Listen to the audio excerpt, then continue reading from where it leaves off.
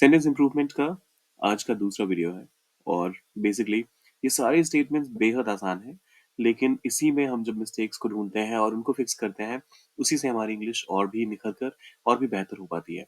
लेकिन ऐसे वीडियोस रोज अगर आपको देखने हैं तो पहला काम क्या करना है, सब्सक्राइब बटन जो है उस पर करें क्लिक, या फिर टैप अगर आप मोबाइल फोन पे यूज कर रहे हैं तो शेयर कीजिए अपने दोस्तों के साथ। कमेंट में क्या लिखना है थोड़ी देर में बताता हूँ। अगर कुछ ना भी लिखने का दिल करे तो लिखिए आई वॉच मोर, और लाइक वाला बटन भी बहुत जरूरी है, वो भी जरूर प्रेस कर दीजिएगा। ये चारों चीजें आपके लिए फ्री हैं, लेकिन हम जैसे नए क्रिएटर्स को करते हैं काफी इनकरेज करते हैं। शुरुआत वो परीक्षा के लिए अपनी किताबों में व्यस्त था। पहले गलत वाला जो रॉन्ग वाला पार्ट होता है, मतलब रॉन्ग ट्रांसलेशन होता है, इनकरेक्ट ट्रांसलेशन होता है, वो लिख लेते हैं और उसके बाद देखेंगे कि इसका करेक्ट वर्जन क्या होना चाहिए और क्यों होना चाहिए। तो देखिए, वह व्यस्त था, ही वॉज बिजी, अपनी किताबों में, इन हिज बुक्स, अपनी परीक्षा के लिए, फॉर हिज, सॉरी परीक्षा के लिए, फॉर द एग्जाम्स। ठीक है ना, he was busy in his books for the exam. अब देखिए, ये बहुत ही गलत है, वाहियात है इनफैक्ट ये सेंटेंस अगर आप देखें तो। अब क्यों वाहियात है? क्योंकि हर एक चीज को इसमें हमने लिटरली ट्रांसलेट करने की कोशिश की है। इसका जो करेक्ट वर्जन है वो मैं यहाँ लिख देता हूँ, पहले इसको मैं रेड में हाईलाइट कर देता हूँ सो दैट आपके पास दोनों ही रहे रेफरेंस के लिए, इनकरेक्ट वाला भी और करेक्ट वाला भी। ये मैंने पिछले वाले वीडियो में मिस कर दिया था, तो आपको दोनों का रेफरेंस मिलता रहे, इसलिए मैंने यहाँ पर इसको हाईलाइट भी कर दिया। सो आई वॉज बिजी, मैं व्यस्त था, सॉरी ही वॉज बिजी, वह व्यस्त था, इसमें तो कोई गलती नहीं है। फिर आता है इन हिज बुक्स। देखिए, किताबों में व्यस्त होना हिंदी में हम कहते हैं, लेकिन इंग्लिश में आप इसके लिए विथ का इस्तेमाल करेंगे। So with his books, he was busy with his books. और फॉर द एग्जाम, मतलब एग्जाम के लिए व्यस्त नहीं था, for the preparation of the exam. So he was busy with his books preparing for the exam, या तो कुछ ऐसा कह सकते हैं। क्योंकि कई बार ना जो अनसेड वर्ड्स होते हैं उनको भी आपको समझना पड़ेगा। परीक्षा के लिए अपनी किताबों में व्यस्त था, तो मतलब परीक्षा कोई इंसान थोड़ा ना जिसके लिए कि अपनी किताबों में व्यस्त होकर बाद में जाके इसको कुछ सुनाना है। वो अपनी परीक्षा के लिए तैयारी कर रहा था, इसके लिए व्यस्त था। जो एसेंस आ रहा है, जो मैसेज आ रहा है, हम उसके बेसिस पर इसको ट्रांसलेट करेंगे। He was busy with his books preparing for the exam, या फिर for the preparation of the exam. दोनों ही तरीके हो सकते हैं, आप इनमें से कोई सा भी इस्तेमाल कर सकते हैं, लेकिन ये वाला जो है वो बेशक गलत है और इसका इस्तेमाल मत करिएगा। उन्होंने कहा था कि वो थोड़ी देर में वापस आएंगे, तो उन्होंने कहा था, चलिए इसको भी करते हैं ट्रांसलेट। इसका भी गलत वाला जो रॉन्ग वाला पार्ट है, करेक्ट वाला पार्ट है, पहले वो लिख लेंगे और फिर देखेंगे कि करेक्ट पार्ट क्या होना चाहिए। उन्होंने कहा था, दे सेड, थोड़ी देर में वापस आएंगे, that they will come back, थोड़ी देर में के लिए आप कहेंगे इन अ वाइल। आसान है। अब इसमें इनएक्यूरेसी क्या है, मिस्टेक क्या है, वो देखते हैं। और इसको मैं एक बार कॉपी करके अलग से भी लिख लेता हूँ सो दैट मैं जो करेक्ट वर्जन है वो भी आपको बता पाऊँ और आप दोनों को एक साथ देखकर कंपेयर कर पाए कि इसमें मिस्टेक्स क्या थी। चलिए, they said that they will come back in a while, they said that they will. सबसे पहली बात तो ये मैं कई बार आप लोगों को बता चुका हूं कि दे सेड दैट, जैसे आपने कह दिया, शुरुआत अगर आपने पास्ट से कर दी तो फ्यूचर का इस्तेमाल तो पॉसिबल है नहीं, लेकिन फ्यूचर वाला सेंस देने के लिए विल का पास्ट आप वुड का इस्तेमाल कर लीजिए। Come back in a while, मतलब ये सही है, इसमें कोई गुंजाइश नहीं है, इसमें कोई इनएक्यूरेसी नहीं है। तो टेंस इनकंसिस्टेंसी जो है वही इस पूरे सेंटेंस को गलत कर रहा था। हमने विल को जैसे वुड किया, पूरा सेंटेंस सही हो गया। वह अक्सर बिना किसी कारण के मुझ पर गुस्सा करता है, वह गुस्सा करता है। ही ऑफन, मतलब वह, ही अक्सर, ऑफन या फिर ऑफ्टन, जैसे भी प्रोनाउंस करें इसे, दोनों ही सही है। ऑफन भी करेक्ट है, ऑफ्टन भी सही है। हाँ, ऑफ्टन बहुत ज्यादा हार्श बना के मत कहिएगा, वो गलत हो जाएगा फिर। या तो ऑफन या फिर ऑफ्टन, ऑफ्टन, तो कुछ ऐसे। तो वह अक्सर बिना किसी कारण के, विदाउट एनी रीजन, लेकिन वो बाद में लिखेंगे हम, मुझ पर गुस्सा करता है। गेट्स एंग्री ऑन मी, और बिना किसी कारण के, विदाउट एनी रीजन। करेक्ट है। सुन के तो सही लग रहा होगा आप में से बहुत सारे लोगों को, और अगर नहीं लग रहा है तो आपका गेस बिल्कुल सही है, क्योंकि ये स्टेटमेंट ग्रामेटिकली इनकरेक्ट है। और क्यों है इनकरेक्ट? एंग्री, या तो आप एंग्री विथ समवन होते हैं या फिर एंग्री एट अ सिचुएशन होते हैं। तो कारण कोई नहीं है, और किसी इंसान पे गुस्सा होने की बात हो रही है।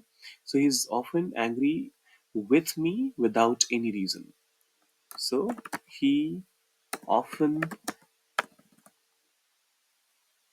gets angry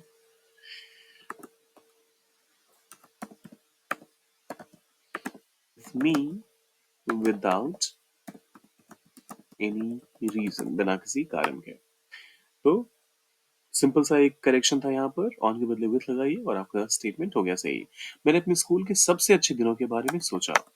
मैंने सोचा के लिए आप कहेंगे आई थॉट के बारे में, अबाउट अपने स्कूल के, my school, I thought about my schools, school के तो स्कूल्स, अरे नहीं ऐसा नहीं, हाँ, स्कूल के सबसे अच्छे दिन, बेस्ट डे। अच्छा, दिनों की बात हो रही है, so best days. I thought about my schools best days. ठीक है ना? अब इसमें क्या गड़बड़ है, आइए वो देखते हैं। पहले तो इसको हाईलाइट कर लेते हैं जिससे कि आपको एक रेफरेंस पता रहे। आई थॉट में कोई मिस्टेक नहीं है, तो उसको एज इट इज लिख लेते हैं। अब आई थॉट के बाद किस चीज के बारे में सोचा हमें वो लिखना है, तो अबाउट का भी इस्तेमाल बिल्कुल सही है, वो भी करना पड़ेगा। लेकिन इसके बाद जब आप कहते हैं स्कूल के सबसे अच्छे दिनों के बारे में, तो वहां पर देखिए, स्कूल का अच्छा दिन कहने का मतलब वो दिन आपके लिए अच्छा था जब आप स्कूल में थे। तो इसलिए आप इसे कुछ यूं ट्रांसलेट करेंगे, the best days of my school और लाइफ। मेरे स्कूल की जिंदगी के अच्छे दिनों के बारे में बात कर रहा हूँ मैं स्कूल जो है उसका कोई अच्छा दिन नहीं होता, स्कूल तो नॉन लिविंग चीज है, तो उसका क्या अच्छा दिन होगा और क्या ही बुरा दिन होगा। तो इस वजह से स्कूल्स बेस्ट डेज, तो ये बिल्कुल इनकरेक्ट है। इसकी वजह से ये पूरा सेंटेंस गलत हो रहा था।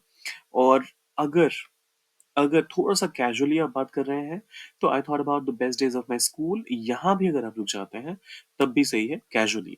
लेकिन अगर आप एक फॉर्मल सिचुएशन में हैं तो पूरा बोलिए, स्कूल लाइफ को भी इंक्लूड कीजिए, क्योंकि आप अपने स्कूल लाइफ की बात कर रहे हैं यहाँ पर। चलिए, ये वाला स्टेटमेंट एक और है, उसके बाद अगला जो आखिरी वाला जो स्टेटमेंट है उसे आपने करना है करेक्ट। मैं उसका ट्रांसलेशन इनकरेक्ट वाला दे दूंगा, उसका करेक्ट ट्रांसलेशन आपने डालना है। पहले ये कवर कर लेते हैं। मुझे पता चला, पता चलने के लिए आप कहते हैं आई गॉट टू नो। पता चलने के लिए गेट टू नो का इस्तेमाल होता है। यहाँ पर बात हो रही है पता चला, मतलब पास्ट की बात हो गई, तो इस वजह से I come to know, sorry, come to know का भी इस्तेमाल कर सकते हैं या फिर गेट टू नो का भी इस्तेमाल कर सकते हैं, दोनों ही सही हैं। तो गेट टू नो मैं यहाँ नहीं, मैं यहाँ कम टू नो का इस्तेमाल करता हूँ।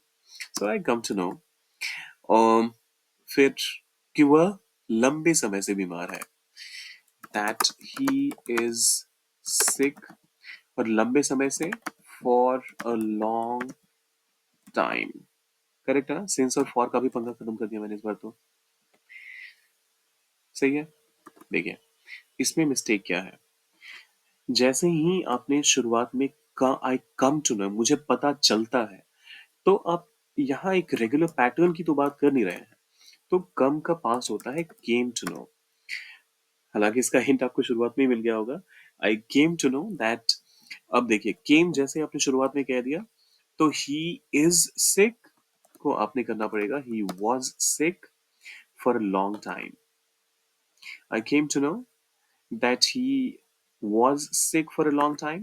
आप चाहें तो यहाँ पर प्रेजेंट परफेक्ट का भी इस्तेमाल कर सकते हैं, he has been sick for a long time, लेकिन टेंस इनकंसिस्टेंसी की वजह से वो अप्रोप्रिएट नहीं साउंड करेगा। तो मैं रेकमेंड करूंगा कि यहाँ पर सिंपल पास्ट का ही इस्तेमाल कीजिए, he was sick for a long time।